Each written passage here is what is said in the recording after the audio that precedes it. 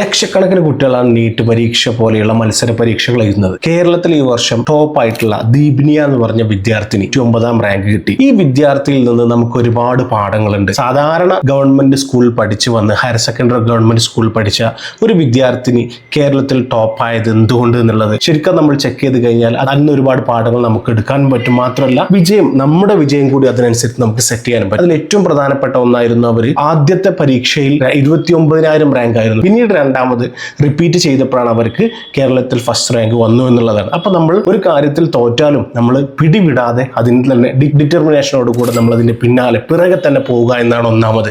രണ്ടാമതായിട്ട് അവർ പഠന കാലയളവിൽ ഡിസ്ട്രാക്ഷൻ വരുന്ന, നമ്മുടെ പഠനത്തെ ബുദ്ധിമുട്ടാക്കുന്ന, തടസ്സം നിൽക്കുന്ന, പഠനത്തിൽ നിന്ന് നമ്മുടെ ശ്രദ്ധ തെറ്റിക്കുന്ന മൊബൈൽ ഫോൺ അടക്കമുള്ള മാധ്യമങ്ങളെ കംപ്ലീറ്റ് ആയിട്ട് സൈഡാക്കി വെച്ചു. അത് തീരെ ഉപയോഗിച്ചില്ല എന്നത് വിജയത്തിന് വലിയൊരു കാരണമാണ്. പിന്നൊന്ന് ഫാമിലിയിൽ നിന്ന് കിട്ടിയ സപ്പോർട്ടും അതുപോലെ തന്നെ അവരുടെ അധ്യാപകന്മാരിൽ നിന്ന് സപ്പോർട്ടും അതുപോലെ തന്നെ ആ കോച്ചിങ് സെന്ററിന്റെ ഒക്കെ റോൾ ഉണ്ടാവും. നിങ്ങളുടെ അഭിപ്രായത്തിൽ എന്തൊക്കെ കാര്യങ്ങളാണ് ഒരു വിദ്യാർത്ഥിക്ക് വിജയിക്കാൻ, പ്രത്യേകിച്ചും ഈ ഒരു Z ജനറേഷനിൽ വേണ്ടതെന്ന് നിങ്ങൾക്ക് കമന്റ് ചെയ്യാം.